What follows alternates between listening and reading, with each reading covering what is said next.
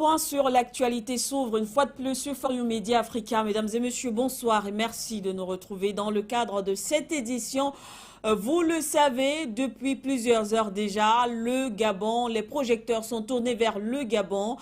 On parle d'un coup de force de ce côté-là, pour d'autres un coup politique, coup national, coup populaire. De toutes les façons, chacun y va de ses analyses.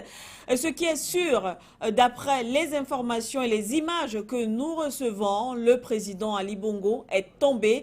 Les militaires, on les a vus, on les a écoutés, ils ont donc pris le pouvoir. Il y aurait d'ailleurs déjà un homme fort. Les institutions de l'État ont été bien sûr, il y a eu une dissolution de ces institutions. Voilà, donc la situation du côté du Gabon, qu'attend du moins, que devrait-on justement, à quoi devrait-on s'attendre dans les prochaines heures ou prochains jours? Finalement, pas encore de réaction, si on peut le dire ainsi, de la classe politique africaine internationale, mais du côté des États hors du continent africain, il y a déjà des réactions. Mais ce qui nous intéresse, c'est bien sûr l'avis du peuple gabonais, les analyses autour de ce coup d'État, comme certains le qualifient. Tout à l'heure, on prendra des extraits, comme vous êtes en train de le voir, des images, bien sûr, qui nous parviennent depuis le Gabon. On va aussi avoir cet extrait du président déchu Ali Bongo Ondimba. On va analyser justement sa sortie tout à l'heure. Mais avant, je m'en vais vous présenter mon panel en rappelant que cette édition se fera en deux parties. D'abord, nous allons nous entretenir en quelques minutes avec un homme politique du côté du Gabon avant de revenir ici sur le plateau pour l'analyse avec nos invités. Donc, je vais commencer déjà quand même par présenter ceux qui vont nous accompagner ici sur le plateau. André Christelle Fonga, bonsoir et bienvenue. Bonsoir Manuel Aseke, merci pour l'invitation. Bonsoir aux panélistes que vous allez présenter tout à l'heure. Je ne veux pas vous ravir la vedette de la présentation, malgré que je peux le faire, mais qu'ils se sentent salués et ravis de partager le plateau avec lui. Bonsoir aux téléspectateurs de For You Media Africa, et vous voyez que nous sommes disponibles quand vous nous appelez. Merci beaucoup pour cette disponibilité, André Stelfonga. Voilà. Effectivement, notre invité ici sur le plateau, président Matomba, bonsoir, nous sommes là depuis le matin. Oui, bonsoir et merci pour l'invitation une fois de plus. Santé vous salue, monsieur Fangwa. Et puis, bonsoir à tous vos téléspectateurs et puis à votre invité qui se trouve de l'autre côté du Gabon présent. Effectivement, notre invité depuis le Gabon, en rappelant que tout à l'heure, M. Atangana sera également avec nous dans le cadre de ce débat. Mais on va commencer par vous, M. Privat Ngomo. On rappelle que vous êtes un homme politique du côté du Gabon. Vous êtes d'ailleurs candidat déclaré à cette dernière élection présidentielle. Vous allez peut-être nous corriger après, mais on vous présente comme le responsable général du mouvement souverainiste et anti-France-Afrique, dénommé des New Power, du côté bien sûr du Gabon. Bonsoir, Monsieur Privat Ngomo. Bonsoir, Madame Fout, et merci beaucoup de l'honneur et le privilège que vous me faites de pouvoir venir commenter comme ça en direct l'actualité brûlante de mon pays, le Gabon. Je sais que c'est également le vôtre, car le Gabon est une partie de l'Afrique, le Gabon est africain. Et donc, ce qui concerne le Gabon concerne forcément tous les Africains. C'est donc un plaisir pour moi de pouvoir venir commenter ce qui se passe actuellement et aussi donner ma position politique par rapport à la suite des événements. Et je veux aussi remercier tous ceux qui sont sur le plateau. Je pense à mon frère Fanga, que j'ai reconnu, et puis aux autres. Merci beaucoup aux internautes qui nous suivent et qui vont certainement aussi apporter leur avis sur ce qui est en train de constituer l'avenir du Gabon. Merci beaucoup pour cette invitation. C'est nous qui vous remercions. Merci de votre disponibilité. Et bien, sans plus tarder, Monsieur Ngomo, on va commencer déjà on va peut-être parler de la plus simple des questions. Comment expliquer aujourd'hui ou comprendre la situation dans votre pays, le Gabon? Mais madame, c'est très simple. C'est une situation en fait qui était latente et qui a perduré pendant 30 ans. À chaque fois qu'il y a eu des élections présidentielles au Gabon, l'opposant qui incarnait le changement gagnait dans les urnes. mais jamais il ne prêtait serment, parce qu'il n'avait pas été déclaré candidat vainqueur. Ça s'est passé ainsi en 98 avec Paul Baboslo, pardon, en 93 avec Paul Baboslo, qui avait gagné les élections, mais qui n'a pas prêté serment. Ça s'est également passé en 98 et en 2005 avec Mambundu, père son âme, qui nous a quittés, qui avait gagné ces deux élections, mais qui n'a pas prêté serment. Cela s'est passé aussi en 2009 et tout récemment en 2016 avec le massacre que vous connaissez. Et là, en 2023, il semble que le professeur Albert Ondossa ait eu le plus gros suffrage et le centre gabonais des élections a décidé néanmoins de passer en force et de déclarer Ali Bongo vainqueur. Je pense qu'il y a eu un ras-le-bol aussi bien de la population que des militaires qui ont décidé donc de passer à l'offensive et donc de mettre à bas le régime d'Ali Bongo Ondimba. Et pour les Gabonais, c'est une joie. C'est une joie parce que désormais, les Bongo, c'est terminé. La dynastie Bongo, c'est terminé. C'est donc une nouvelle ère qui s'ouvre chez nous au Gabon. Mais on attend de voir si le Gabon va sortir des griffes de la France-Afrique.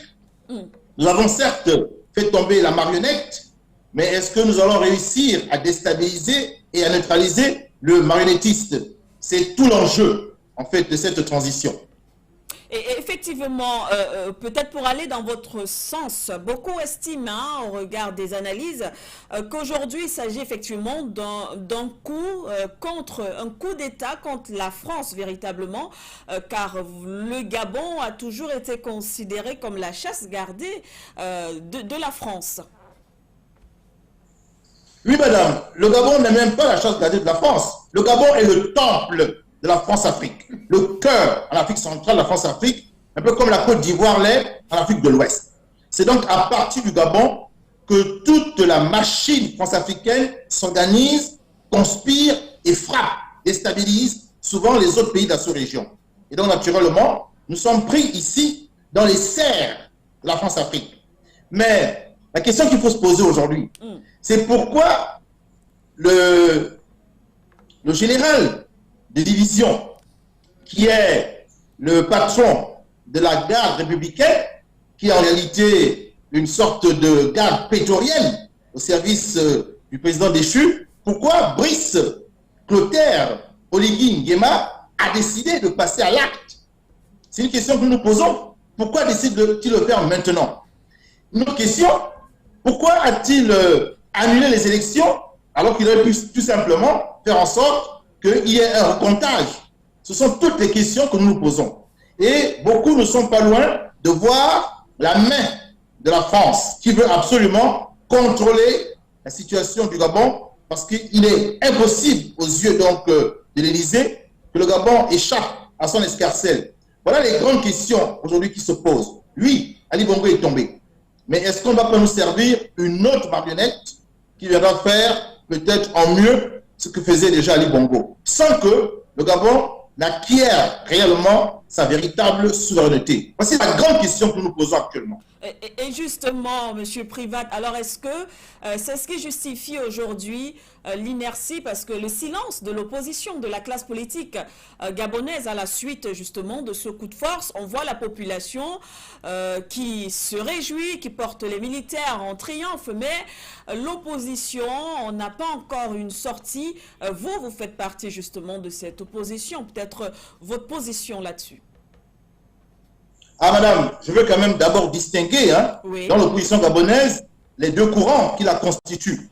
Il y a une opposition france-africaine, c'est-à-dire qui a accepté le tutorat de la France, qui donc accepte que la France continue à être le véritable souverain de notre pays et qui espère arriver au pouvoir grâce à la France, grâce à l'Élysée. C'est un courant de l'opposition.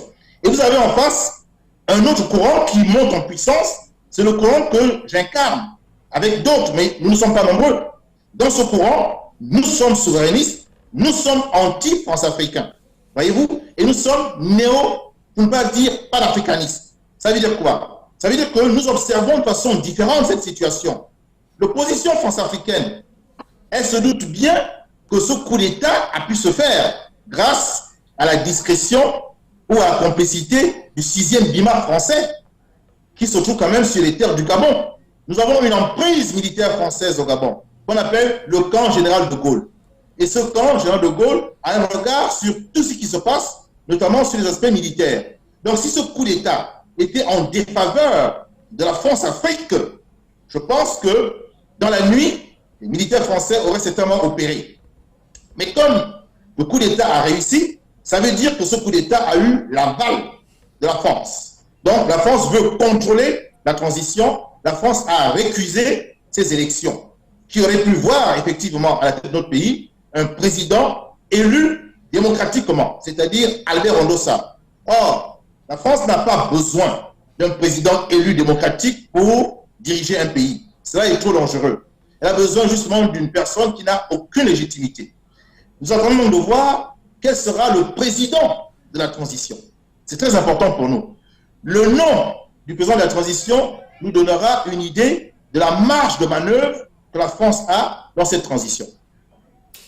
Donc, est-ce à dire que l'opposition, peut-être celle dont vous faites partie, se prépare peut-être à une réaction en attendant de voir, comme vous l'avez dit, celui-là qui sera désigné? Oui, madame, c'est très important. De mon point de vue, si nous considérons que ce coup d'État a fait tomber un régime et que tous les Gabonais, quand je dis tous les Gabonais, j'exagère, mais la quasi-totalité des Gabonais est sortie dans la rue pour féliciter les militaires. Je rappelle qu'il n'y a eu aucun sang versé. C'est un coup d'État un peu à la nigérienne, où le patron de la garde républicaine a déposé gentiment le président de la République, voyez-vous, et le peuple est sorti dans la rue. On pourrait donc donner à ce coup d'État des allures de coup d'État révolutionnaire, de coup d'État souverainiste. Mais, gardons-nous d'aller beaucoup trop vite, parce que les décisions qui vont être prises ce soir nous dira réellement si c'est un coup d'État de palais, c'est-à-dire on change une marionnette pour une autre, ou c'est vraiment un coup d'État souverainiste. J'ai quand même pour ma part quelques réserves quand je regarde un peu comment cela s'est passé. Toutefois, sans déjà critiquer ou bien jeter un anathème aux militaires qui ont pris le pouvoir, je m'interroge. Je m'interroge sur les décisions qui seront prises. De mon point de vue, si l'opposition france-africaine est muette, c'est parce qu'elle aussi, elle a les yeux rivés vers la France. Mais même si nous regardons la France, nous ne regardons pas avec la même appréciation. Eux souhaitent peut-être que la France soit au contrôle de cette transition, quand nous souhaitons vraiment que cette transition soit souverainiste et que le Gabon requiert sa pleine et entière souveraineté. C'est cela l'enjeu. Qu'on fasse tomber la marionnette, c'est fait, et qu'on déstabilise le marionnettisme. Je vous l'ai dit, c'est l'enjeu pour moi de cette transition. Maintenant, je veux conclure en donnant quand même un avis personnel. Oui. Un avis personnel sur l'avenir. Au Gabon, vous savez, il y a ce qu'on appelle les transitionnistes, c'est-à-dire qui sont attachés à l'idée d'une transition et qui pensaient qu'il n'était pas nécessaire d'aller aux élections parce que le schéma était connu d'avance. Effectivement, c'est ce schéma qui était en cours d'application lorsqu'il a été stoppé par le coup d'État du général Brice Clotaire Oligui Nguema. Donc, les transitionnistes estimaient qu'il ne fallait pas aller aux élections, il fallait plutôt que l'on négocie une transition pacifique et politique. Je faisais partie de cela. Car, comme vous l'avez dit, j'ai été candidat déclaré à l'élection présidentielle. Je voulais faire valoir les idées de souverainisme, les idées de lutte anti-France-africaine et les idées de panafricanisme. Mais le collectif des sages m'a coopté et m'a convaincu qu'il fallait au contraire que je milite pour une transition politique. Car la transition politique nous éviterait une transition militaire dans laquelle nous sommes désormais. Voici le premier camp.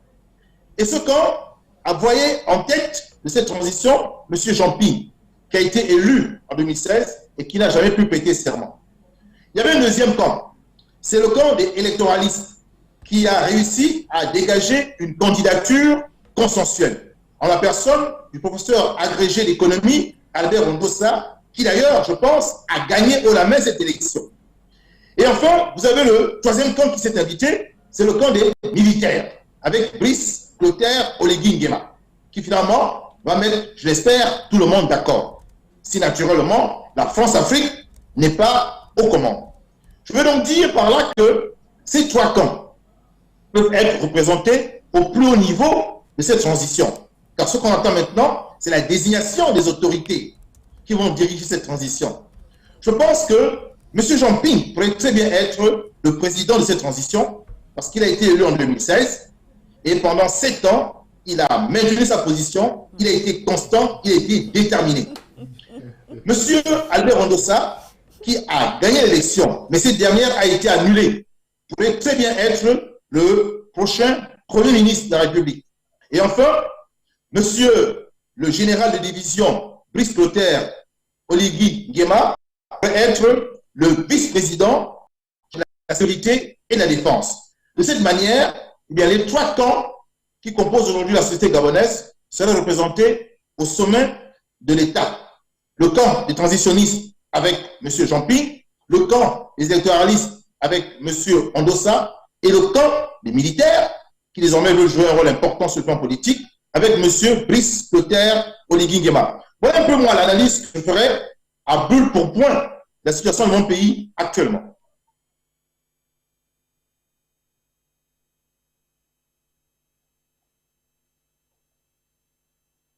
Appelle que vous êtes homme politique, bien sûr, et vous êtes fortement actif dans la vie politique du côté du Gabon. On va prendre une petite transition en image, en extrait. Vous pourrez rester avec nous, Monsieur Privat, pour lorsque vous voudrez peut-être réagir dans le cadre de ce débat. On vous passera la parole, on ne sait jamais. Alors, avec le concours de la réalisation, revenons donc en image sur les événements de ce jour, la réaction de la population, les militaires, mais aussi la sortie, on l'a vu il y a encore quelques heures, cette sortie du président Ali Bongo Ondimba.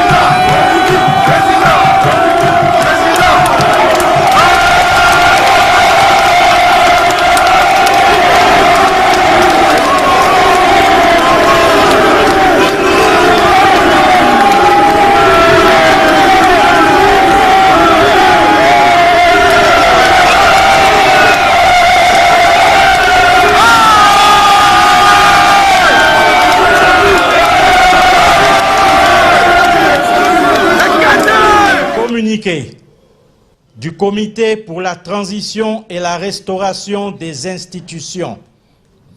Il est porté à la connaissance de la communauté nationale et internationale que M. Ali Bongo Ondimba est gardé en résidence surveillée. Il est entouré de sa famille et de ses médecins. Les personnes dont les noms suivent sont arrêtés notamment pour haute trahison contre les institutions de l'État, détournement massif des deniers publics, malversation financière internationale en bande organisée, faux et usage de faux, falsification de la signature du président de la République, corruption active, trafic de stupéfiants. Il s'agit de Noureddine Bongo Valentin, Yann Ghislain Ngoulou, Mohamed Ali Saliou, Abdul Hosseini, Jessie Ella Ekoga, Steve Nzeko Dieko, Syriac Mvouranjami. Une enquête sera commise par les autorités compétentes et les concernés répondront de leurs actes. Peuple gabonais, c'est enfin notre essor vers la félicité. Que Dieu et les mânes de nos ancêtres bénissent le Gabon. Honneur et fidélité à la patrie, je vous remercie. I'm Ali Bongo Ondimba, President of Gabon, and I'm to send a message to all the friends that we have all over the world to tell them to make noise, For the people here have arrested me and my family. My son is somewhere, my wife is in another place, and I'm at the residence. Right now, I'm in the residence and nothing happening. Nothing is happening. I don't know what's going on. So I'm calling you to make noise, really. I'm thanking you. Thank you.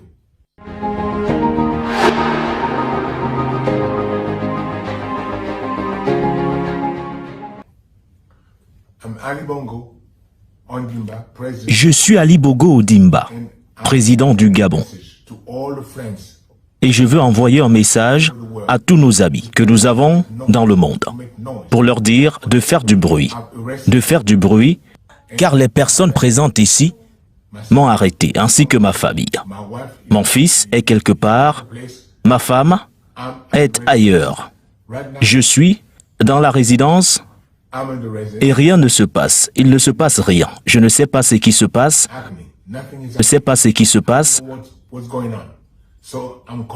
Alors je vous appelle à faire du bruit. Faire du bruit vraiment. Je vous remercie. Je vous remercie. N'oubliez surtout pas de... Voilà donc ces images, le président Ali Bongo Ondimba demande donc, on l'a donc tous écouté, on a suivi, faites du bruit, je ne sais pas où je me trouve, rien ne se passe, je ne sais pas où se trouve mon fils, ma femme. On va bien sûr dire un mot sur, en ce qui concerne cette vidéo, le temps de saluer M. Atangana qui nous a rejoint. Bonsoir M. Atangana, bienvenue. Bonsoir, Madame Siké. Je vous remercie de m'avoir invité une fois de plus en ce hôtel de panafricain, du débat panafricain. Je pensais que, je suis désolé d'être en retard, mais vous m'avez donné l'heure de 19h30, heure du Cameroun. À 19h20, je me suis connecté et vous étiez déjà en ligne. Non, vous n'êtes pas du tout en retard. Vous n'êtes pas du tout en retard. Nous avons géré ce plateau en deux parties. Vous n'êtes pas en retard, en tout cas. Le débat commence maintenant.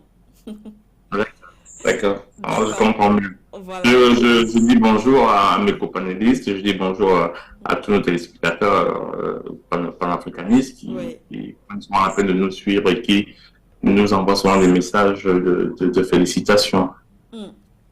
Merci à vous. Eh bien, on ouvre donc le plateau.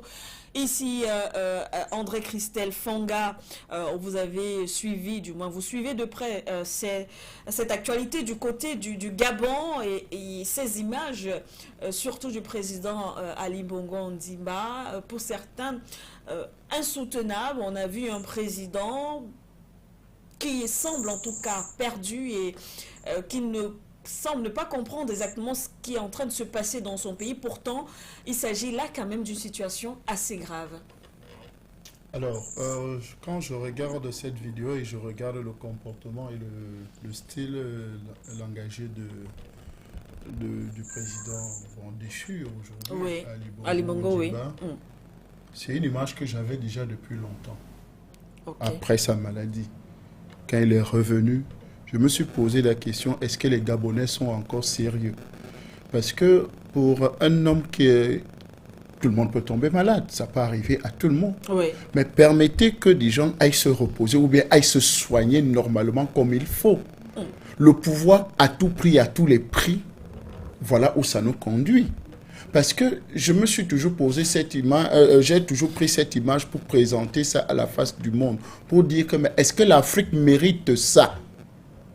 Parce que sur l'aspect physique de la chose, quand même, quand vous êtes à ce niveau de responsabilité, c'est-à-dire président d'une république, et que vous êtes déjà affaibli jusqu'à ce niveau, vraiment, il faut abdiquer. Parce que là, c'est venu tard, pour moi, ce coup de force. Moi, c'est venu tard. C'est venu tard, pourquoi? Parce qu'on a laissé du temps.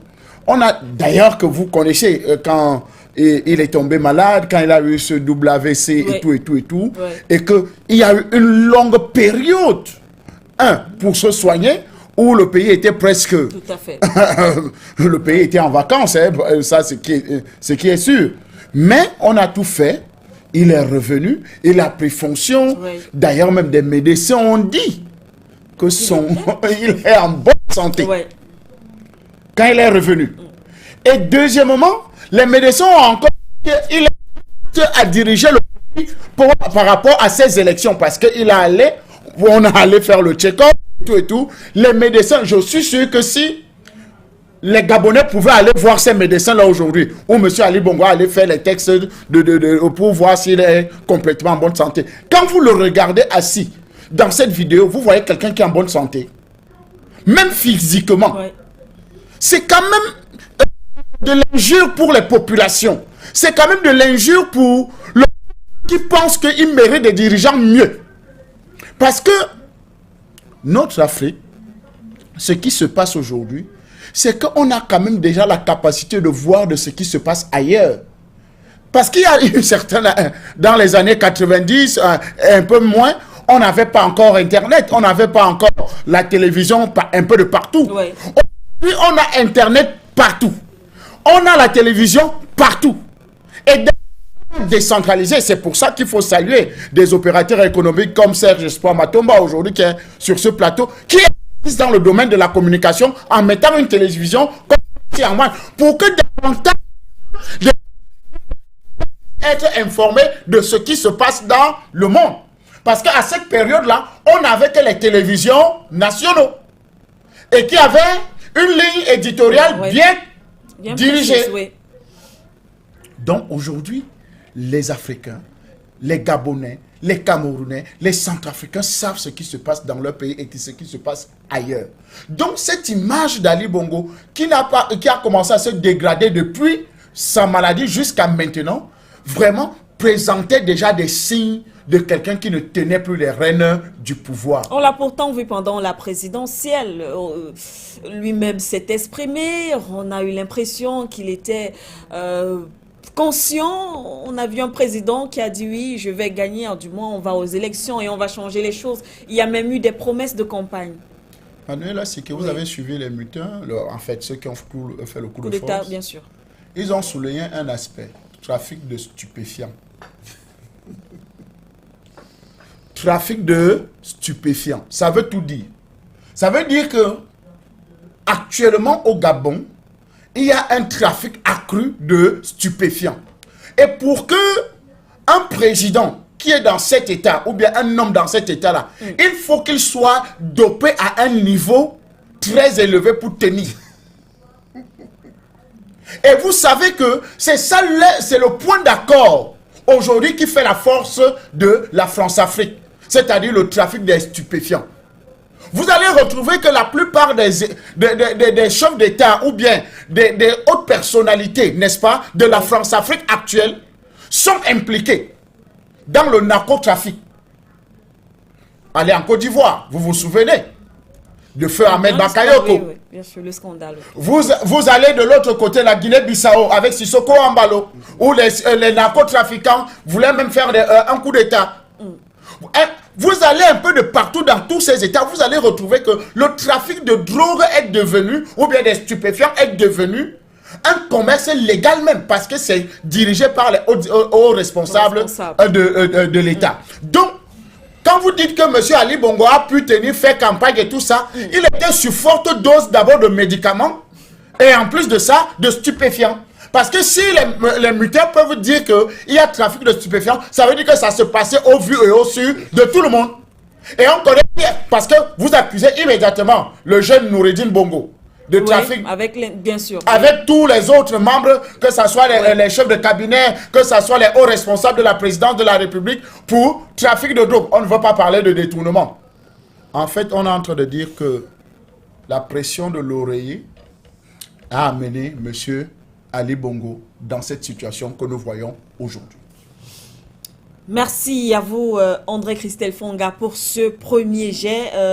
Président Matomba, je poursuis avec vous ici sur le plateau. On a donc vu ces images, la sortie effectivement du président Ali Bongo, qui d'ailleurs s'est exprimé en langue anglaise, et pour certains qui estiment que c'est un message qu'il était en train d'envoyer à ses alliés du Commonwealth, si on peut le dire ainsi. Est-ce que la situation le conteste-ci? Est-ce à dire qu'effectivement il est conscient effectivement de ce qui se passe? Sinon, pourquoi il ne se serait pas exprimé en français? Il faut dire déjà que cette image ou alors ce message du président déchu Ali Bongo est une désolation. Parce que c'est avec beaucoup de peine qu'on la regarde, cette image, et c'est avec beaucoup de peine qu'on l'apprécie. Pourquoi? Parce que c'est un homme, si vous voulez, qui présidait jusqu'à hier, jusqu'à ce matin, à 4 heures du matin, aux destinées d'un peuple. C'est pour ça que l'image fait mal. Parce que lorsque vous observez, vous regardez un homme, un chef d'État, s'exprimer de cette façon, vous vous dites, tiens, est-ce qu'il sait ce qu'il se passe? Est-ce qu'il sait comment est-ce que son pays est géré ou alors est dirigé? Et là, vous commencez à vous questionner. C'est pour cette raison que nous avons essayé de demander à nos équipes et puis un peu aux personnes que nous connaissons de ce côté-là. Nous avons posé des questions et essayer de comprendre les motivations même des militaires. Je vais vous surprendre avec ce que j'ai appris. Il se dit que les militaires ont compris finalement que Ali Bongo ne tenait pas le pays. Que Ali Bongo est véritablement souffrant. Alors celui que on a vu là, c'est un monsieur qui est profondément souffrant. Parce que lorsqu'il dit, il le dit, même s'il le dit en anglais, il dit, je ne sais pas ce qui se passe. Je ne sais pas ce qui se passe. En même temps, rien ne Vous se voyez? passe. Et en même temps, rien ne se passe. Ça veut dire qu'en réalité, il est perdu. Il est perdu. Et c'est ce monsieur donc qui dirigeait jusqu'à 4 heures du matin le Gabon. Et qui était déjà annoncé vainqueur. Et les militaires disent donc, ils vous disent que depuis quelque temps, nous avons compris que ce n'est pas lui qui dirige le Gabon et que le Gabon est dirigé par je ne sais qui, et ils ont commencé à préparer leur coup. Ils attendaient peut-être le bon moment. Sauf qu'il y a autre chose, Madame Siké, qui intrigue. En réalité, c'est pour cette raison que quand votre émission spéciale du matin, nous avons dit, ce coup d'État est observé, nous devons l'observer avec plusieurs tableaux. Parce qu'en réalité, il faudra que ce coup d'État soit évidemment quelque chose qui émane du peuple. Tout à fait. Et que ce soit la volonté du peuple, mais pour servir les intérêts du peuple. Parce que si derrière ce coup d'État, il y a une main cachée de la France, pour citer la France, ça veut tout simplement dire que ce n'est pas un coup d'État, c'est un vrai faux coup d'État pour arracher, n'est-ce pas, au peuple sa véritable souveraineté. Parce que lui, le peuple, il tend vers une certaine souveraineté. Vous avez suivi un candidat à un ancien candidat à l'élection présidentielle, tout au moins déclaré, Privan Gomo, qui parlait des courants dans l'opposition. Il vous a dit il y a une opposition France-africaine. Et il y a une opposition qui se bat pour la véritable souveraineté du Gabon et par conséquent de l'Afrique. Et vous vous rendez compte que dans le pouvoir aussi, il y a des personnes qui sont pour la continuité de la France-Afrique et d'autres qui sont contre la continuité de la France-Afrique.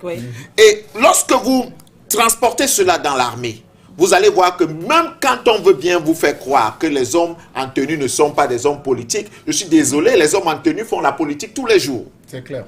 C'est pour cette raison que plusieurs fois, lorsque ils font des coups de force ou des coups d'État, ils vous disent c'est parce que ça n'allait pas et ils décident, au lieu de passer immédiatement le pouvoir aux civils, ils vous disent nous allons d'abord mettre de l'ordre avant que les civils ne reviennent au combat, aux commandes.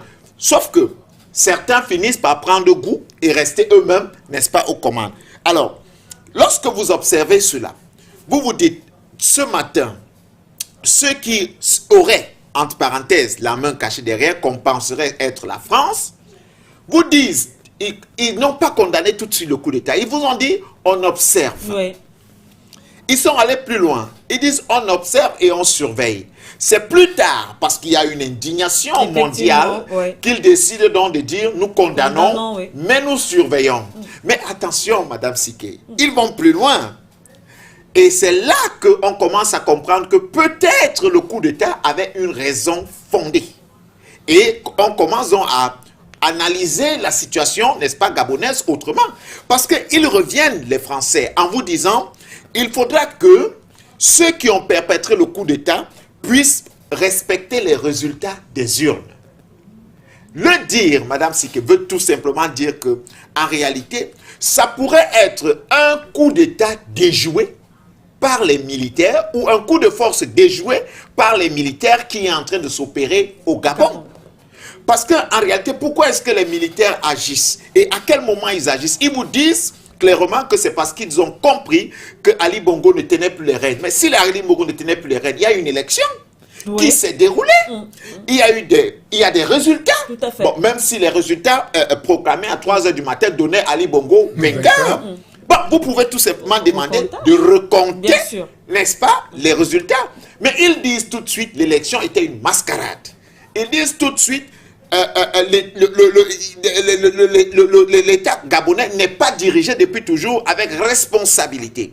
Ça veut dire que eux, ils veulent assumer donc le pouvoir de décision au Gabon, mais avec responsabilité cette fois. Donc là, on peut comprendre qu'il y a un langage qui n'est pas très clair. Soit au moment où le coup d'État s'est opéré, la France s'est dit que ce sont des alliés et ils ont commencé à observer, parce que tout de suite, ce que vous devez savoir, dans cette chose-là, les coups de fil vont très vite. Et peut-être ils ont reçu un nom et ils décident donc de revenir sur un autre aspect en disant il faut respecter les résultats des urnes. Sauf que, avant de demander les résultats des urnes, le respect des résultats des urnes, il faut au moins se demander que l'ordre constitutionnel soit respecté. Ça veut dire qu'on doit au moins se demander aux hommes armés qui ont fait le coup d'État de laisser le chef de l'État terminer, n'est-ce pas, ces quelques jours qui lui restent et passer la transition tout simplement, si vous condamnez réellement. Mais à partir du moment où vous refusez de vous prononcer sur cet aspect, mais vous commencez à dire on condamne, mais on demande de respecter les résultats des urnes, ça veut dire que vous acceptez le coup d'État. Et vous ne pouvez donc pas demander le respect en même temps des résultats des urnes. Parce qu'il n'y a pas eu de recomptage. S'il faut respecter les résultats des urnes, on donnera tout simplement Ali Bongo vainqueur, puisque c'est ce qui a été déclaré. Donc il faut dire que présentement, au fur et à mesure que les heures avancent, on a beaucoup plus d'informations et on comprend quand même que les hommes en tenue ne sont pas aussi dupes que cela. Donc il y a quelque chose qui est en train de se passer, mais on espère que c'est pour le bien des Gabonais et pour le bien du peuple gabonais et d'Afrique, n'est-ce pas, que ce coup d'État a été perpétré. Merci à vous, Président Matomba. Monsieur Atangana, la suite du Président Matomba, effectivement, qui nous présente ces différents tableaux. Il faut avouer qu'il y a beaucoup d'interrogations quand même en ce qui concerne cette situation du côté du Gabon. Vous, quelle est votre grille d'analyse, votre regard sur ce coup de force? C'est une situation assez cocasse. C'est une situation assez cocasse, d'abord parce que c'est assez rare qu'on fasse un coup d'État sans que les porteurs de coup d'État ne s'expriment sur les raisons de leur coup d'État. Là, je ne sais pas si vous avez entendu quelque chose, moi j'ai rien entendu. Ils ont mis sur la table des faits de droit commun. Détournement d'argent, drogue. Si on fait des coups d'État à chaque fois qu'il y a des détournements dans le pays, on aura un coup d'État tous les mois. Donc, ceux qui portent le coup d'État, ils n'ont pas de lisibilité dans leur message. Je parle bien, je ne parle pas de ceux qui sont au Gabon, qui eux ont la lisibilité de ce qu'il se passe. Mais quand vous êtes à l'extérieur et que vous avez des gens qui font un coup d'État, en général, ils ont un discours. Donc, on s'attendait à ce qu'ils disent. On n'était pas d'accord avec les résultats des élections. Un truc comme ça. Mais là, on ne voit pas ça. Pourquoi avoir attendu ce moment-là pour faire ce coup d'État qui a l'air totalement décorrélé des élections? On ne comprend pas pourquoi avoir attendu, pourquoi faire un coup d'État au moment des élections. Et après, en général, au moment des élections, on attend de voir ce que le résultat. Et là, le résultat est à peine dit. On fait le coup d'État. On se dirait que le coup d'État n'a peut-être pas été préparé. Un coup d'État qui n'est pas préparé, c'est plutôt rare. Ou alors, s'ils avaient dit, nous avons eu des élections, nous avons vu que c'est M. Ali Bongo qui a gagné les élections, et nous estimons que c'est faux, que ça a été trafiqué, alors on fait le coup d'État, on comprend. Mais alors, s'ils font le coup d'État dans ce cas, c'est pour mettre en œuvre celui qui a gagné les élections. Et d'où vient la notion de transition dans toute cette histoire-là? La transition, en général, on fait une transition quand ça ne fonctionne pas. On essaye de faire une réalité transitionnelle pour passer à un ordre permanent. Là, on parle de transition. C'est-à-dire qu'il faut mettre les choses en place. Là, il y avait un chef d'État, élu dans quelles conditions, je ne sais pas, mais qui est au pouvoir. Mais qu'on a laissé au pouvoir, même si son élection, on sait qu'il y a eu des histoires avec Jean Ping et tout, on n'était pas très sûr qu'il a gagné. Et après, on le laisse jusqu'à la fin de son mandat. Les organisations sont... les élections sont organisées, le suffrage. Et puis, on ne sait pas pourquoi, le chef d'État, M. Ali Bongo, ferme tous les moyens de communication. Je me suis demandé s'il a un conseiller. Regardez un peu dans le cas de la dernière élection au Cameroun. Qu'est-ce que M. Biya avait joué? La transparence totale, jusqu'à radio-diffuser et dans les médias, mettre même les débats au Conseil constitutionnel. Quand on est dans la posture de M. Ali Bongo, c'est-à-dire que son père a été chef d'État pendant plusieurs années, c'est presque une dynastie. Il est là depuis 14 ans. Et s'il veut se représenter, il doit absolument apporter la preuve de sa légitimité. Il doit donc être absolument transparent. Mais là, il fait tout le contraire. Il arrête tout, il bloque les médias, il empêche de parler. Mais moi, j'ai vu ça bien avant. Je me disais, c'est pas possible, il fait une erreur monumentale. Soit alors il sait qu'il ne sera pas élu, auquel cas il veut trafiquer, et ça se voit. Soit alors, mais j'ai rien compris. Surtout que 2 jours avant, les résultats traînaient sur Internet.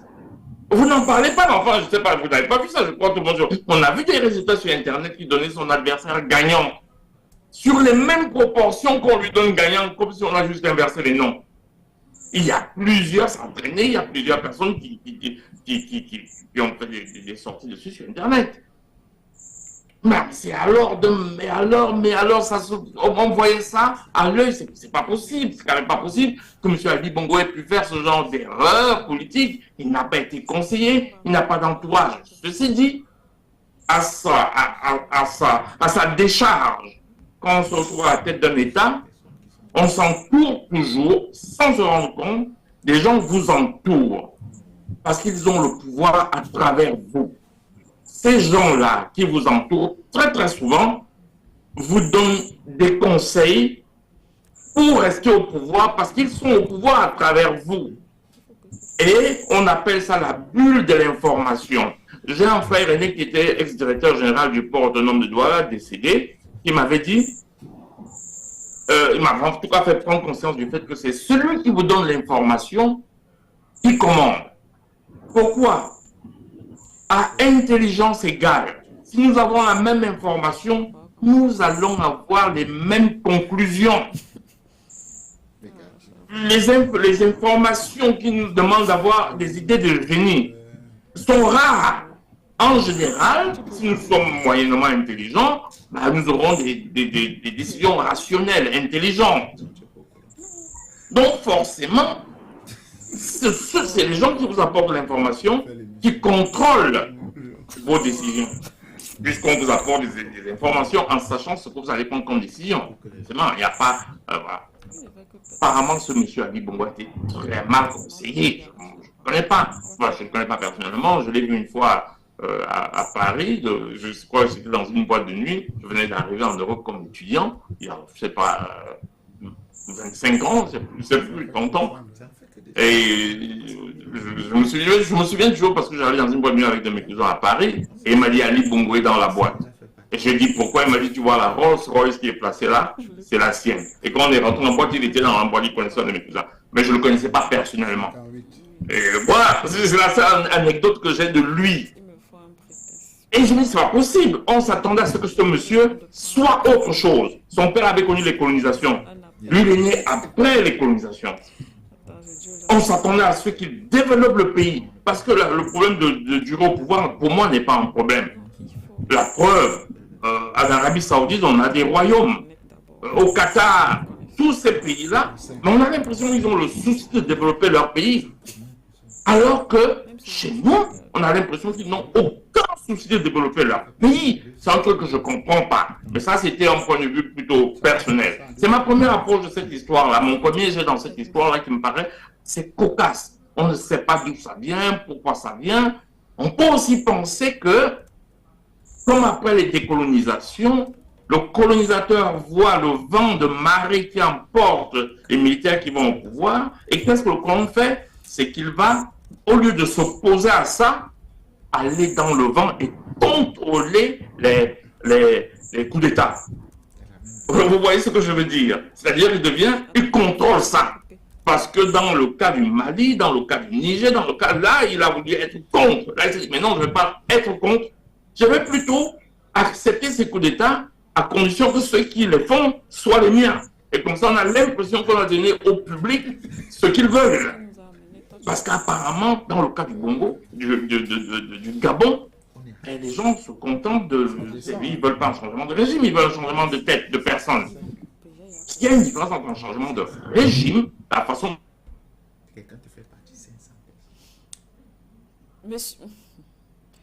Monsieur Atangana? D'accord, on a perdu monsieur Atangana, peut-être des soucis de connexion, peut-être le temps pour la réalisation de rétablir la connexion avec monsieur Atangana. On revient ici sur le plateau. Je poursuis avec vous, André Christelle Fonga, sur cette question.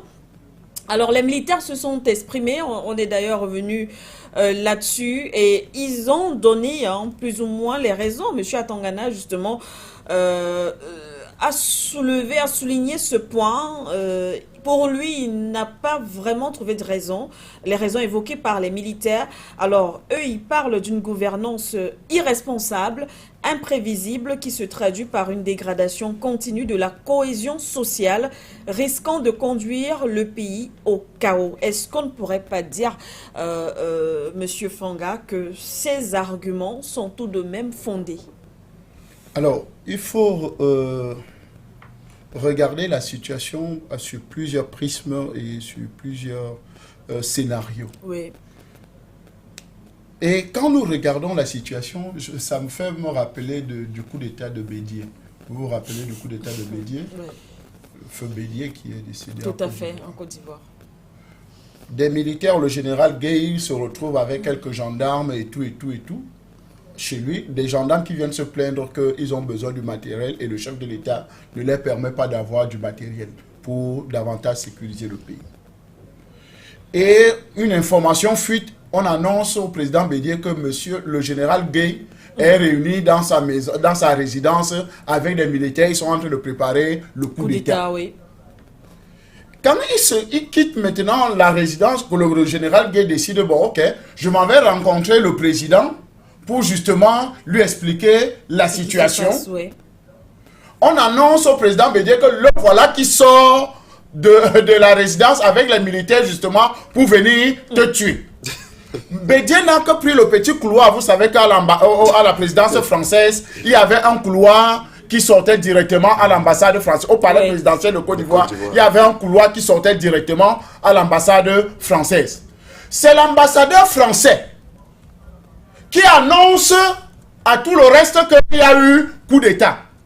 J'ai dit, il n'y a pas eu effusion de sang. C'est là où le général Gueye et les hommes et les militaires qui sont encore en chemin. Écoute, il y a oh non, le président Robert Gueye, le général Robert Gueye a fait le coup d'État.